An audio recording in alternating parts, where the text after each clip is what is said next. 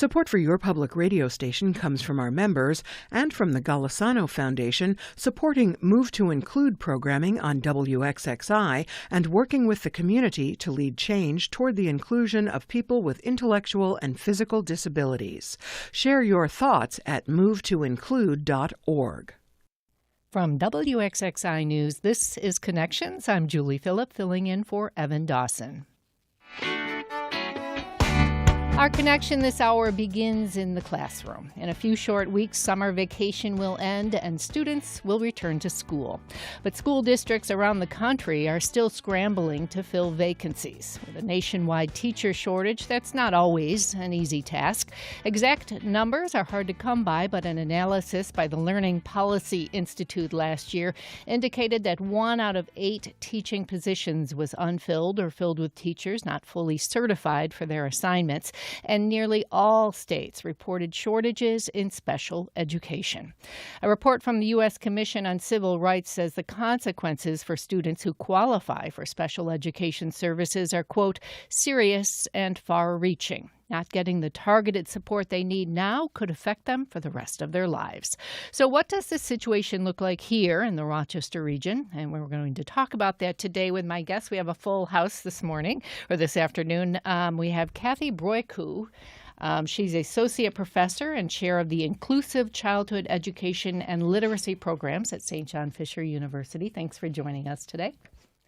And we have Debra Luna, recruitment and retention specialist at Wayne-Finger Lakes BOCES. Glad to have you. Thank you so much. Emma Spelman, a graduate student in the Inclusive Childhood Education Program at St. John Fisher University and an apprentice at Wayne-Finger Lakes BOCES. Thanks for coming in. Thank you. And last but not least, Eric Valancourt, who is Director of Teaching, Learning, and Accountability for the Bloomfield Central School District. Thanks for being here. Happy to be here. All right. I want to start out with just in general how area districts are dealing with the overall, not just special education, but the overall shortage of teachers. How big of a problem is it here? Maybe Debra and Eric could take this one.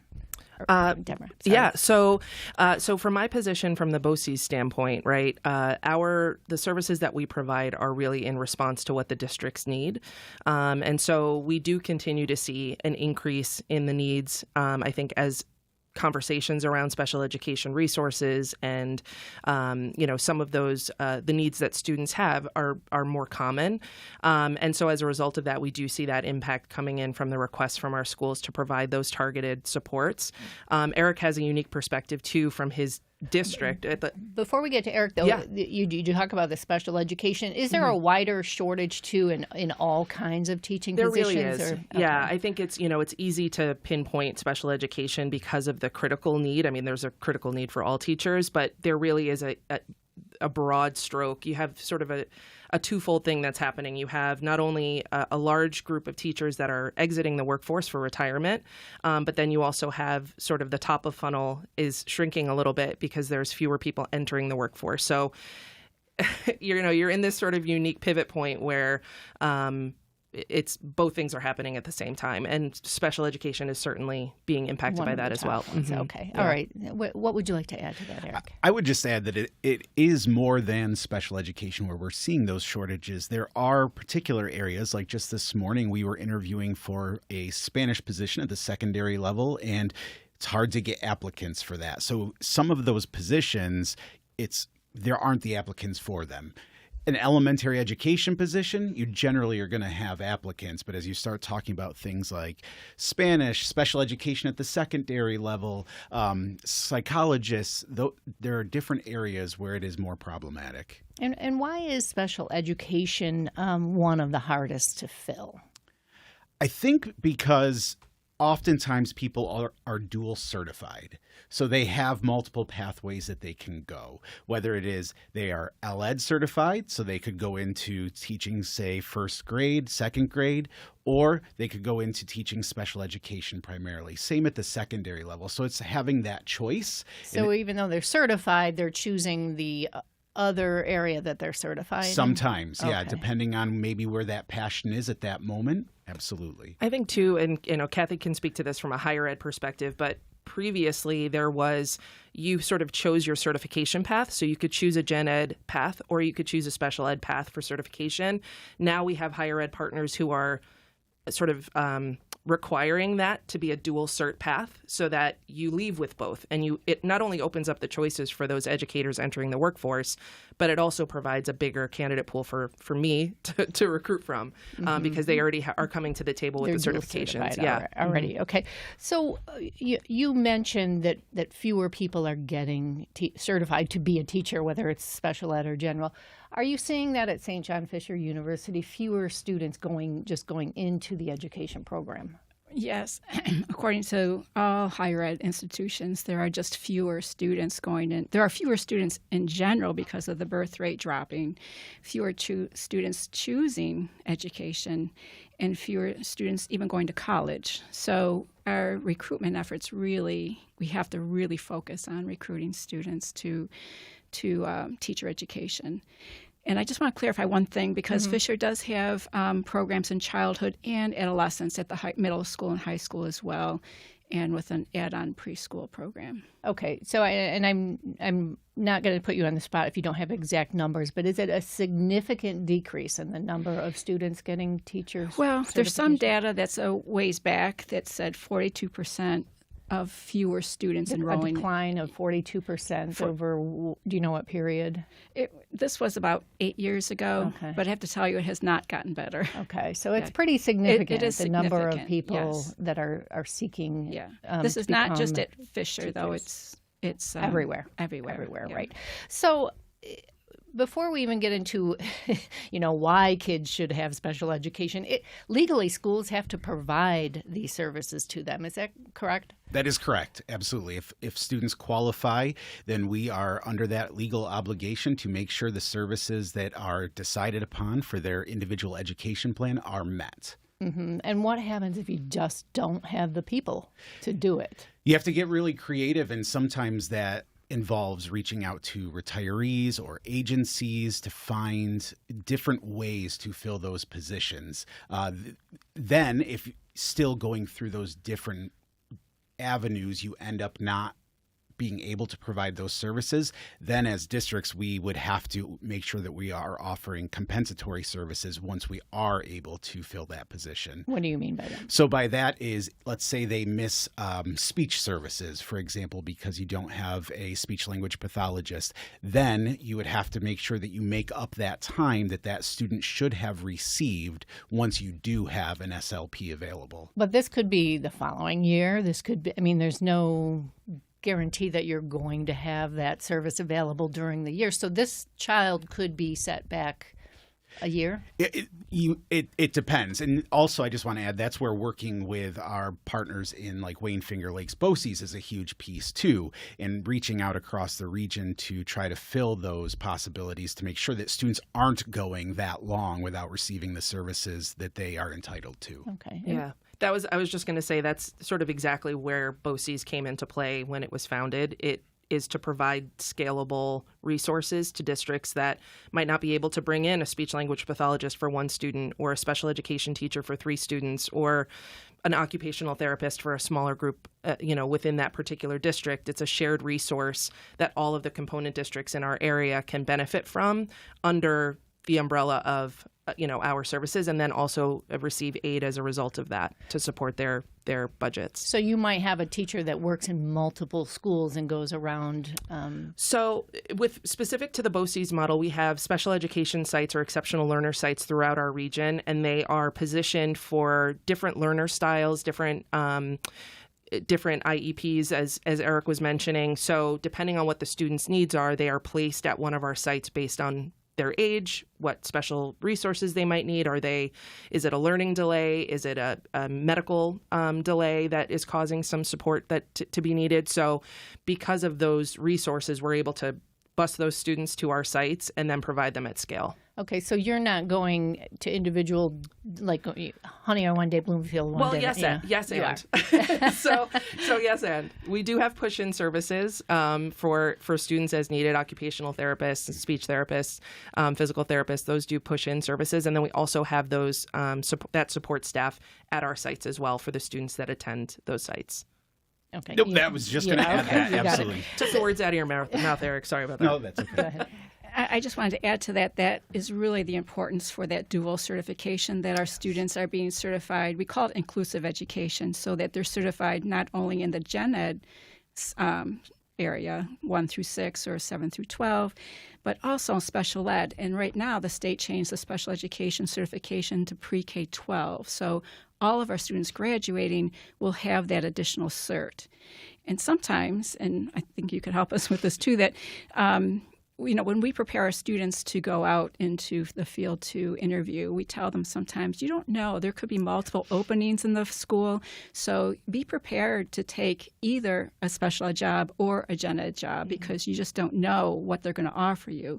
So what I think sometimes that helps if they're walking in with 2 certifications, sometimes 3 if they get their master's in literacy, library media. They really are well qualified to teach a variety and diversity of students. Okay, so the term, go ahead. I was just going to add to what Kathy said and say that is exactly what happens for us. I can speak just recently where we hired a St. John Fisher University graduate to be a special education teacher for us. She did that. And then there was a opening in chemistry. And so she had that decision of, do I want to move into the content area? Do I want to stay as a special education teacher? But it allowed us that flexibility of then another shortage area, which would be those upper level science courses. We already had someone in-house. Yeah. So it creates utility players within the district. Sounds like a chess game happening all school year. Yes, especially in the rural schools, for sure. Yeah, and that's what I did want to talk about. That it does seem like rural schools and urban schools, that's where the problem is the greatest for special education shortages. Monroe County has shortages as well. The suburbs do as well. Yeah, especially in special education. Special education. Absolutely. Yeah, okay. And the high school areas, as Eric noted. Those are shortage areas. So high school sciences and that kind of thing, not sciences, the special ed. world Math. languages, math. Yep, Okay. absolutely. Boy, you guys have a tough time these last few weeks of the summer, it sounds like. Well, and it's about finding the right people, too, not just that they're certified. And Right. sometimes that can be challenging. Right. And do you have, or are you aware of schools that are doing exactly what we talked about? They're having to fill, not by choice, but by necessity, positions with people who are not certified to teach in those areas. So I can only speak from the BOCES lens. We don't do that. It's very important for not only the fidelity of the education that the students are getting, but also for the state requirement that our teachers are certified in the areas that they are providing those services in. So that's all I can speak to personally. I can say as a last resort. So, for example, when we hired last year, we hired a Spanish teacher as well at the middle high school level. And it wasn't that she had no Spanish background or wasn't certified. She wasn't certified in New York State. So she happened to have Texas certification. So we worked into her getting her New York State certification. So there are avenues where we will hire someone that's technically uncertified for that particular content area. But usually there's that caveat there in terms of that experience. Okay, and before we get into the solution that St. John Fisher University is looking at, let's talk about some of those other solutions. You just sort of mentioned one, which is taking someone and developing them in-house. What other kinds of things are schools doing? And again, leave St. John Fisher to the side for a minute. We have a lot of time to talk about that. In terms of filling those positions, what we have started to do is have conversations with current employees. So I'll give an example. We have a physics teacher that retired, and currently we have not been able to fill that position, but we're working with one of our biology teachers to get dual certified to now get her physics certification. That gives us that flexibility of not having 2 full-time employees, but also allows her to be able to teach bio for us, but also physics.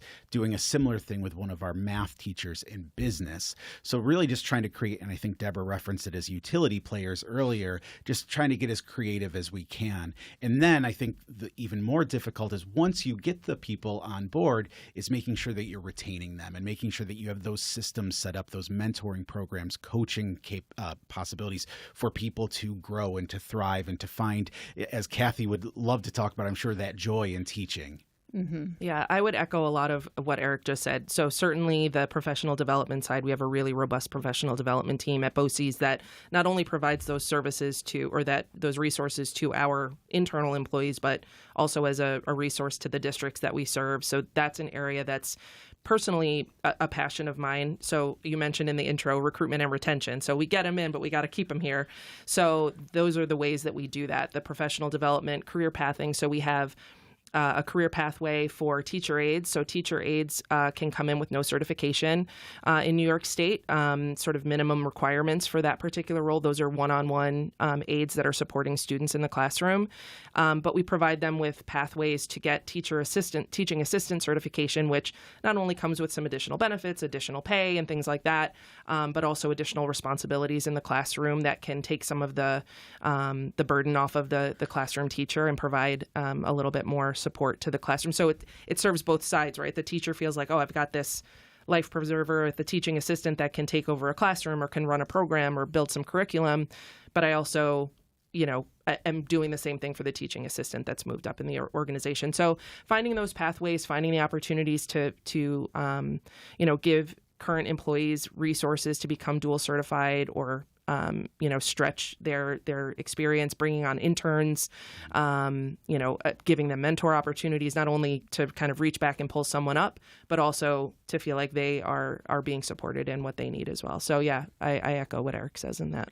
Despite all these efforts, you read a lot about teacher burnout, that a lot of teachers are reaching retirement age anyway, so people are leaving, but that the profession, in part because of the shortage and teachers are stretched, maybe bigger class sizes, more responsibility. Are you seeing a lot of that, the teacher burnout? So I'll start.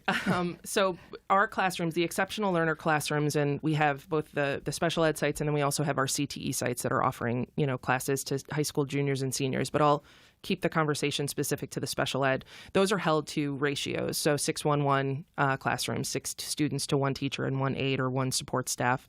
So those numbers are the numbers that we hold to, and those are state required. So in terms of class sizes, the more they expand, we just bring in more people to support that, right?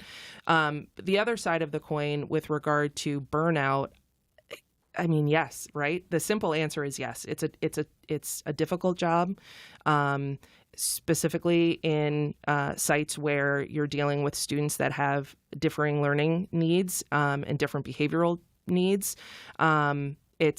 It's not a 9 to 5, and I think certainly the last handful of years, the post-COVID years, as everything has sort of been redefined, and all of that I think is contributing to some of that as well. And maybe a teacher that maybe would have stayed a couple of years past their retirement age is like, you know what?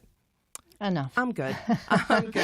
So it is creating a little bit of that vacuum of talent. But Eric, I don't know, from your perspective, what are you seeing? Yeah, the idea of burnout is real, and I think that a lot of that, it comes from different directions. Debra talked about educating in the post-COVID environment. We've had the increase of digital devices, although with, the digital device ban from bell to bell, that has actually proved to be very beneficial in a lot of ways.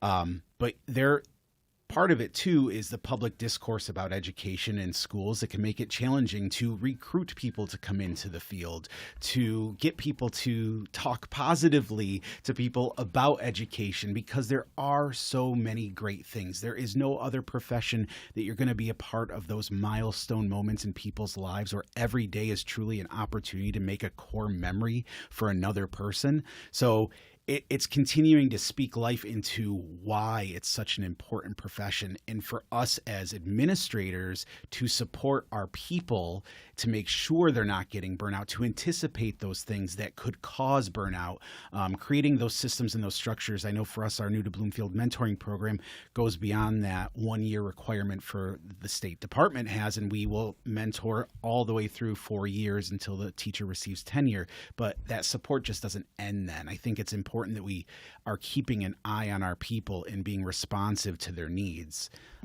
That's the biggest challenge, to prevent that burnout. Okay. And we do have a student here who we're going to get to pretty soon. But before we do, Kathy, could you shed some light? In addition to the problems on the staffing side, we have an increase in students being included in special education with special education needs. What's behind that?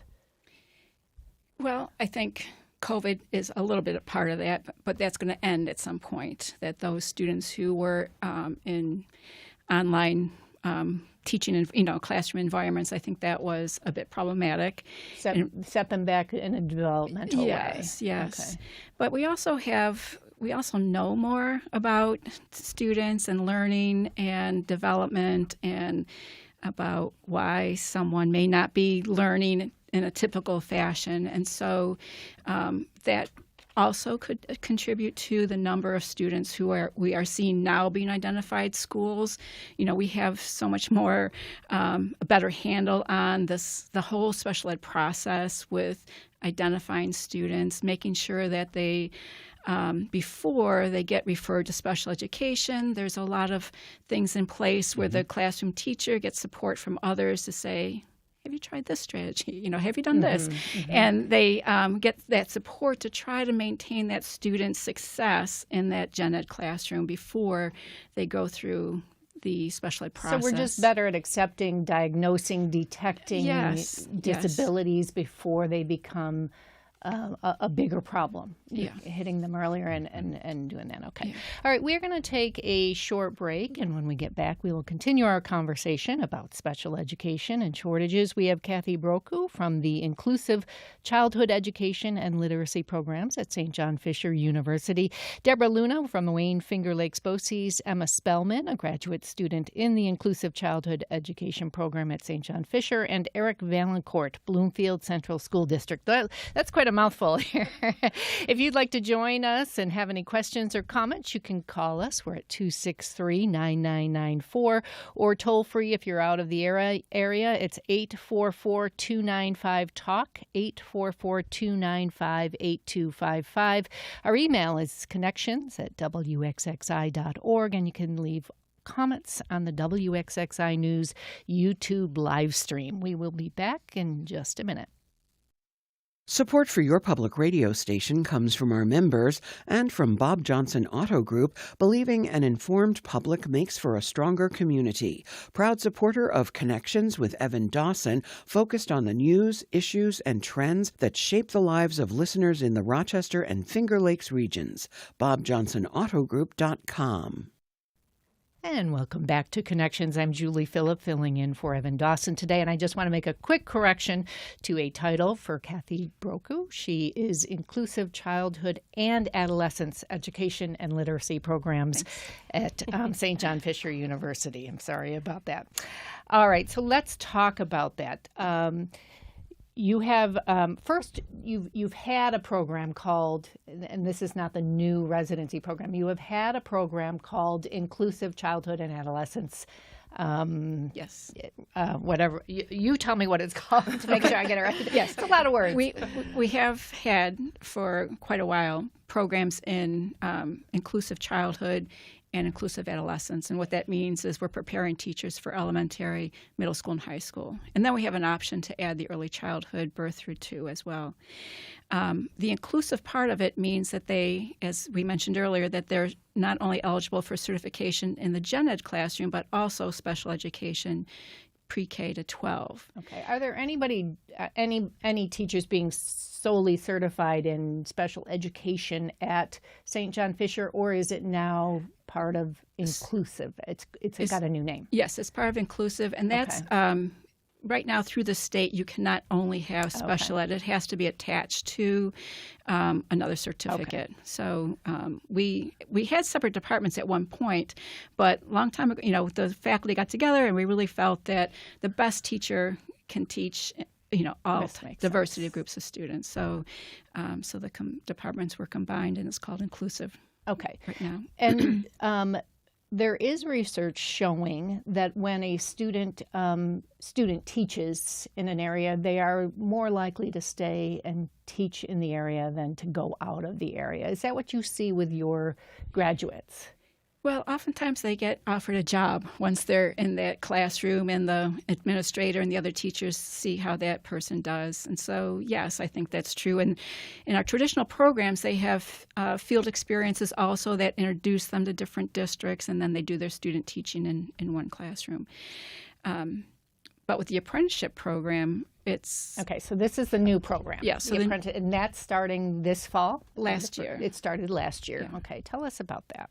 So we had 2 residents last year in Bloomfield, and we have 1 resident right now in Hilton.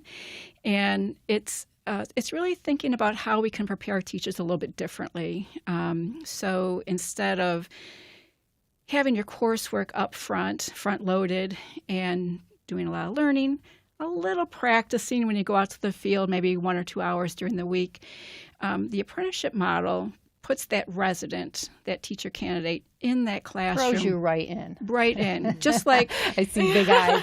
Yeah, just like the medical profession, you're an intern working under a mentor teacher, which is really exciting and powerful because the resident is taking courses at the college, and they're teaching during the day with that mentor teacher. So it's powerful because they're learning theory and other teaching practices. They get to try that the next day or talk about it and then get that real-time feedback from a mentor teacher who's experienced. So that process of coursework, practice, feedback, reflection makes for a really powerful preparation program for future teachers. And we do see, the research does show that teachers who feel more confident, who go through the year really seeing the highs and lows of the school year, they get to see, how the school year, goes. And there are certain times, even for veteran teachers during the school year, that it's tough. And so the resident gets to feel that, experience that, talk with somebody about that. Come out of that. Yes, come out of it, because by spring you're coming out of it too. So it's not something unusual. It's not something a new teacher feels as though this is just not right for me, because I think with the new teachers that attrition rate, 3 to 5 years is one statistic that I read. Mm-hmm. So with the apprenticeship model, that transition into new teaching is really going to be easier because they've already, they're not just learning how to teach a lesson, make a unit, but they're learning how to interact with students, how to develop relationship with students, how to work with families, how to communicate with families, about the special ed process, about working with administrators. That's important too. Collaborating with colleagues. They're just seeing that whole day, whole year experience, which really develops that whole teacher. Okay. They become... And 2 things that I noted about this residency is, one, they don't need their bachelor's degree in this program can be in anything. Basically, they have to meet certain content requirements. So if someone comes into the program, they need a bachelor's degree to enter the program. If they want to be an English teacher, they need to have so many hours and so many types of content courses in English to be able to complete the program. Many of them do from their bachelor's programs, or they might need 1 or 2 classes. Because of the certification in special ed, they also have New York State content that they have to also have 6 credits in sciences, social sciences, and math. But most of the undergrad programs provide that through their general ed program. So most people come in with the necessary requirements. They might need 1 or 2 courses they take before they student teach. I noticed in the publicity for this program that you're really seeking people who maybe didn't know they wanted to be a teacher until they started doing something else. Is that... That's true and not. I mean, we would take anyone who's interested in teaching, but because career changers are, a possible place to recruit, that's true. So yes, people who never thought about it. Sometimes I think what we're seeing too is, people complete an undergraduate program and they start what they thought they wanted to do, and 2 or 3 years out from that, they said, this is just not what I was thinking about. And so then there's a lot of opportunity in teaching right there now. Are jobs. There are jobs. We're talking about shortages. There are jobs. Okay. And this residency they get paid. Yes. So there is a financial incentive as well as the preparation incentive. So it's quite, and the monies that they get is sustainable because it comes from the Department of Labor. So it's not like a grant that's going to run out. So about 5 years ago, the Department of Labor added teaching to the list of professions that would qualify for this apprenticeship. Okay. So it's sustaining, and we Okay. So is this a unique program, or are you following another model, or how does this compare to other? Well, the residencies have been around maybe for about 10 years, I think. Mm-hmm. The apprenticeship started in New York State in 2021, but it's not completely new. And there are other apprenticeships around the state, and we've had people from New York State, the hub, that have been, supporting us and really working with us to know the ins and outs. So okay, yeah, I'll say it's new to this area, though. Yes. Okay. So we are sort of the group you have around the table right now are sort of pioneering this for this particular region. So we've a little bit been changing the engine of the plane mid-flight, and I think have been doing it successfully. Emma is proof in that.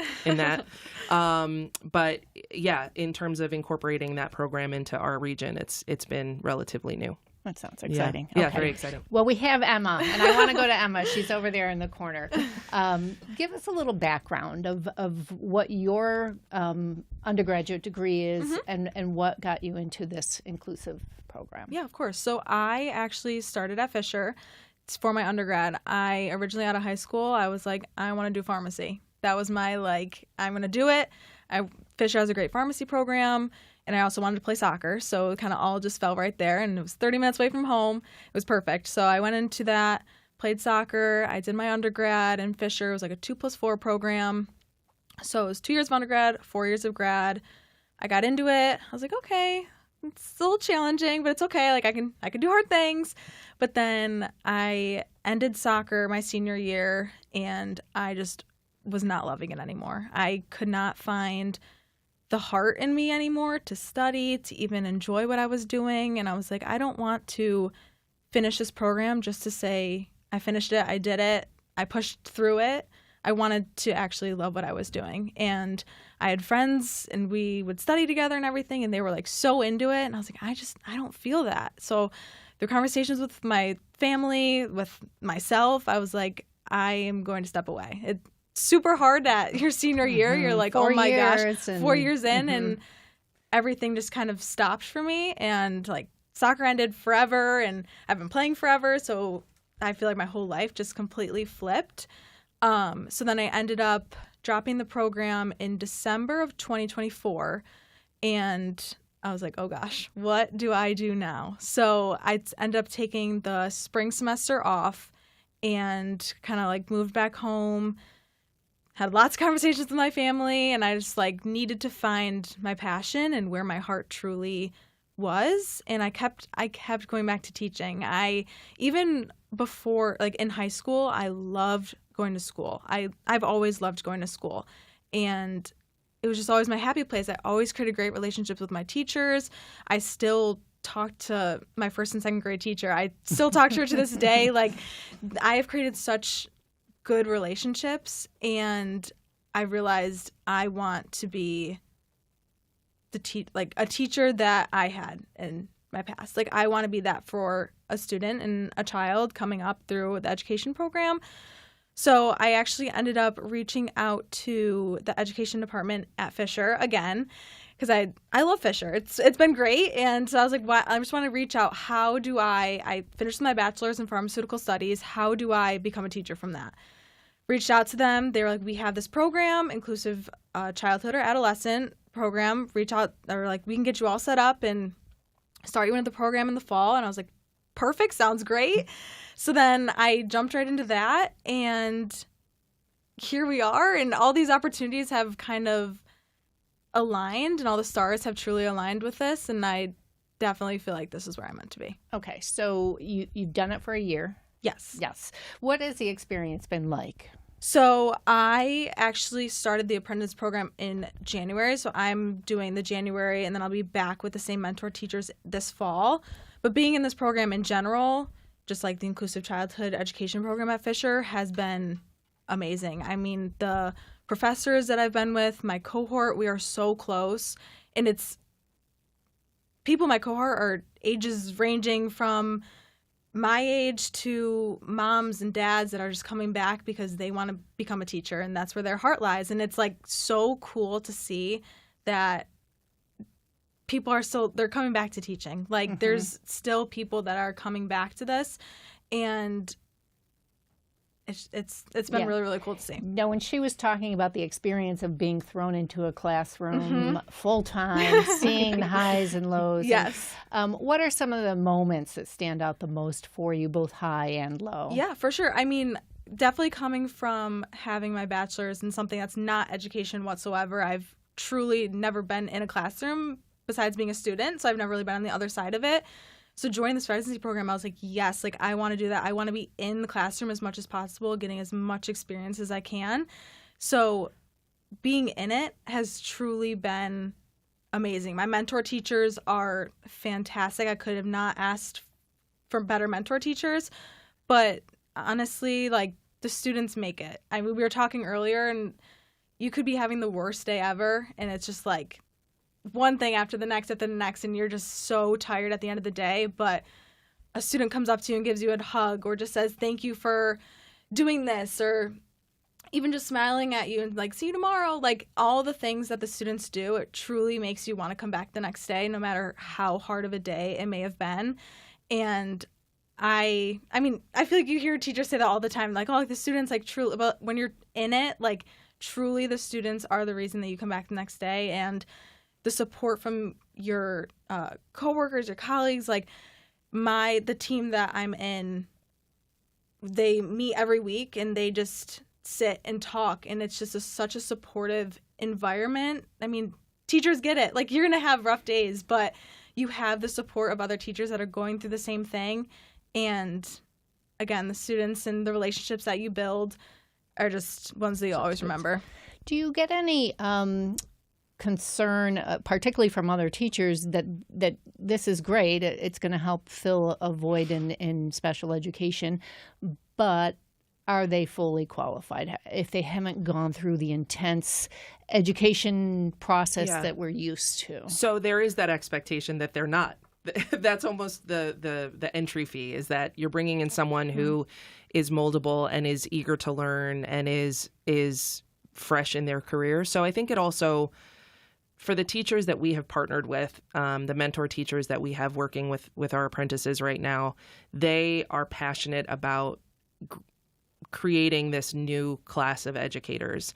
And actually we have another, it's funny that you mentioned, people coming in with bachelor's degrees and something completely different. The apprentice that we're onboarding right now for the fall, or a new apprentice that we're onboarding, studied sports medicine. And then she was like, I don't want to do that anymore. And so, but in that interview, the conversation with her mentor teacher was very sort of symbiotic, in that the teacher was saying, listen, I've been doing this for a long time. There's new things that I don't know.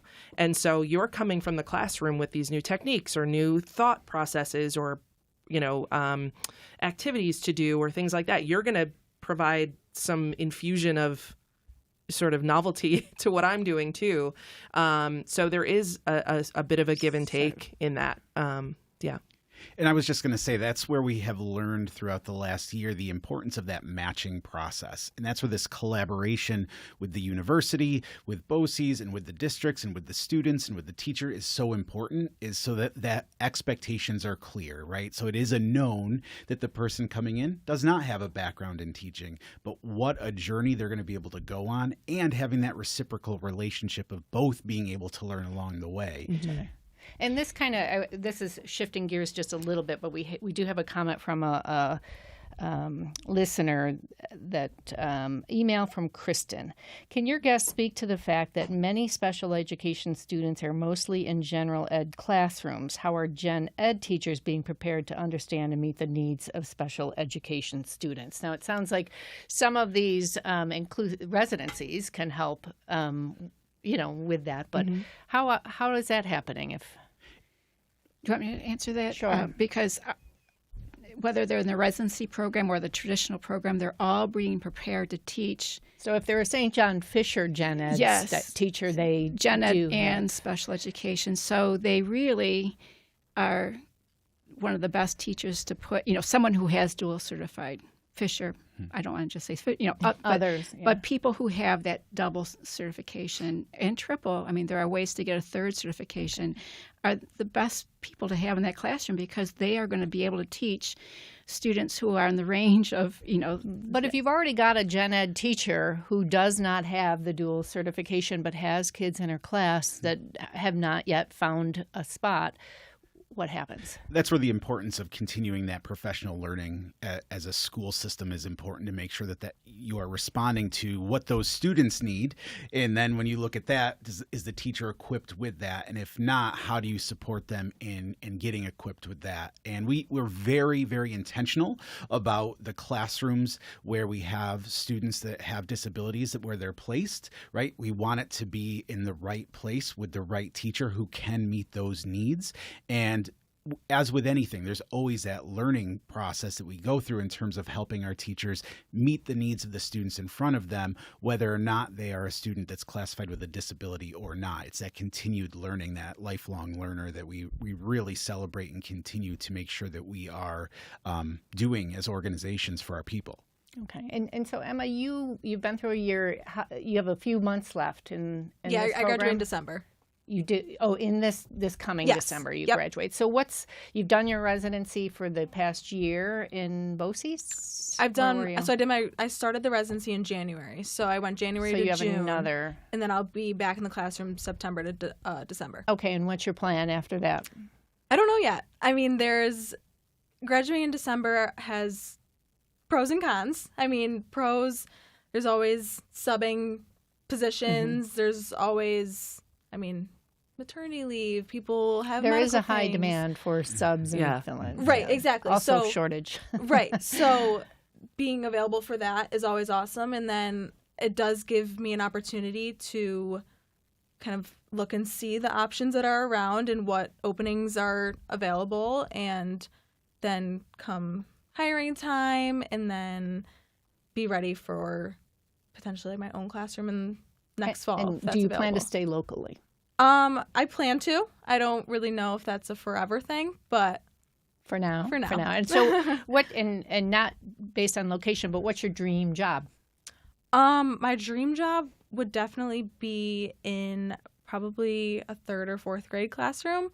I think I've definitely found a newfound love for special ed. I did summer school in Hilton this past summer in an 811, and I loved it. I was just an aide. I was just with one kid, but I had so much fun, and they are so much fun. They want to be there. Yeah. And a lot of the kids had trouble leaving school because, you never know what they go home to. So being that safe place for them and an opportunity to listen to them, and they might not speak their needs, but they might show it in another way, and being able to identify that could really help create a relationship that supports them. Okay. And Kathy, how many students have gone through the inclusive program, the residency program? Oh, so since last year, 3 are our first 3 residents. And how many are coming up? So far, we have 5 coming up for this next year. So not huge numbers, but you're getting started. And you said you're still tweaking how it works. Yeah, so the first year was a lot of administrative lift. So a lot of paperwork, a lot of, and I have to give a shout out to my director, Joe Engelbert, because he and I were sort of in the trenches with a lot of the administrative side of it. But now that it's off the ground and we have this, not only do we have the great partnerships that we have, but we know the flow of how it all goes. It's just a matter of getting the word out. And so, we're thankful to Emma and our other 2 apprentices this past year who were a little bit of our test subjects as we were getting it up off the ground, but it's been successful. And I just want to say for Emma, I know that she's being a little bit humble, but the other piece of this for the apprentices that are coming out of it, talk about references. You're getting feet on the street, real life experience that she can take to her next interview, or if assuming she's not completely scooped up before she even graduates, which is likely. But it's so much more than I think this person would be great. It's I saw this person being successful and learning and growing. So, she's really set herself up for a really amazing launch after graduation. Yeah. Okay. Did you have a resident in Bloomfield? Yes, we had 2 residents in first grade last year, Mitch and Kate, and did a fantastic job. And really getting to see them learn and grow throughout the year was an amazing experience. And that confidence level that came as the year continued to progress, and watching those partnerships grow, but not just their learning with the classroom teacher they were placed with, but how they really started to partner and learn with people from all over the building. It was really awesome to see. And so what schools in the area are willing to accept or asking or a part of this program? Well, since we're just beginning, we really couldn't have done it without Wayne-Finger Lakes BOCES. We have such a great relationship with Joe and Debra and Bloomfield, and so the districts within the component districts within Wayne-Finger Lakes are the first districts that we would go through, since that's our partner BOCES that we're working with. That doesn't mean that we can't cross-contract with other districts like Hilton that's outside of Wayne-Finger Lakes. So we have other districts that are also interested, and that we are in the process of onboarding. I'm not sure if that's the right word with the districts, but other districts that are interested outside of Wayne-Finger Lakes that Joe and Debra do their magic. 'Cause it's hard. Everything takes time and process, and we were thrilled to have 3 last year, and 5 is a really good number for us this year. And it's finding that match too, right? Yeah. So some students might not want to be in a particular classroom, or the district might not have a teacher that meets the needs of wanting to bring in an apprentice. So it's a little bit of a matchmaking that happens too. Yeah. Are these all rural schools right now? So our districts are predominantly rural within the Wayne-Finger Lakes region, but that it isn't specific to that. We just, because of our footprint, we just happen to be. That way. Yeah, and just thinking of the benefits, when you look at the districts and the region in terms of BOCES and the university and then the state level all working together, the benefits are immense across the board. And then for the student that is going into the program. But really thinking for us as a rural school, challenging budget times for us, and how can we keep a level of support for students high while at the same time confronting budgetary realities. So this has been a win-win in so many ways for us. Okay. We have an email here from Charles. He says, I survived 31 years in the city school district, but taking care of myself physically, emotionally, and mentally after work. It was a second career for me, so I was a little better prepared than kids right out of school. I had kids in my own, and boy, there were times when we get home from work, just wanted to collapse, but couldn't. I completely understand why people do not want to go into teaching, especially with the situation with Tier 6, and that's a whole other topic, so we're not going to go there today for that. But he says good luck to everyone, including you, Emma. Thank you. Charles. But he's from the city school district. Is there, and there's clearly rural districts are on the one hand because they're a little farther from the schools and a little farther from where people want to live when they're young. But also the Rochester City School District is really challenged with this issue. Will the residents be going, do you have any kind of partnership in the works with the City School District? We're open to it. We don't have a formal one now with the resident apprenticeship program, but we're open to it, and we keep exploring additional districts. So I never say never. Okay. Yeah. So it might be out there. Can you talk a little bit about the experience of matchmaking in Bloomfield, of finding, you had 2 residents and finding teachers that so last year and this year have been very different experiences. Last year it was really, we were putting it together quickly as we're like, we are all interested. And so we reached out to our elementary staff and said, here's what we're looking to do. Are there people that would be interested? And then from there, it was thinking about who makes sense to partner. And then we thought it would be a unique opportunity to place them at the same grade level so that they'd be able to collaborate and go through that experience together and talk about it together. This year, we're in a very different place because we have proof of concept, right? a handbook has been developed. We have that working relationship. We have a set process that we're following. And so just thinking about when we interviewed a couple weeks ago, and we're like, okay, we think this person's going to be the right match. We're not sure. And then getting them at the table. And I think Debra was referring to this earlier. It was just evident that like these two people are going to work well together. Yeah. And so afterwards, when, we're on the district side going, so what do you think? Would they be a good match for you? And then on the university side, they're doing the same thing. And it was just, yes, absolutely. So. It's like dating. In a way, absolutely. It's like I'm Chuck Woolery in this scenario, so we'll be back in 2 and 2. Yeah. So Emma, it sounds like you made a great match. Yes. You had a very good experience, but you also have people like Charles, and you hear stories like what you brought up here in terms of the horror stories about teaching. Yeah. How are you feeling? Any regrets? Do you feel like you're going to have to do something to make sure your mental health is good? What are you prepared for things not to always be shiny? Absolutely. I mean, I definitely have no regrets. I am very, very excited to step into this profession. And yes, there are horror stories. I mean, there's horror stories everywhere. Everyone and every position or profession, somebody's not happy with where they are. And I am just very happy with the decision that I decided to make. Well, it seems like a good move for you. Congratulations. Thank you so much. Luck. And thank you all for being here. We have had in studio Dr. Kathy Broikou, Associate Professor and Chair of the Inclusive Childhood and Adolescence Education and Literacy Programs at St. John Fisher University. Deep breath. Debra Luna, Recruitment and Retention Specialist at Wayne-Finger Lakes BOCES. Emma Spelman, Graduate Student in the Inclusive Childhood and Adolescence Education Program. And Eric Valencourt, Director of Teaching, Learning, and Accountability for the Bloomfield Central School District. Thank you all for being here with me today, and thanks for everybody behind the scenes making this happening, and our listeners. I appreciate you joining me this week. Evan should be back on Monday. I hope you have a great weekend.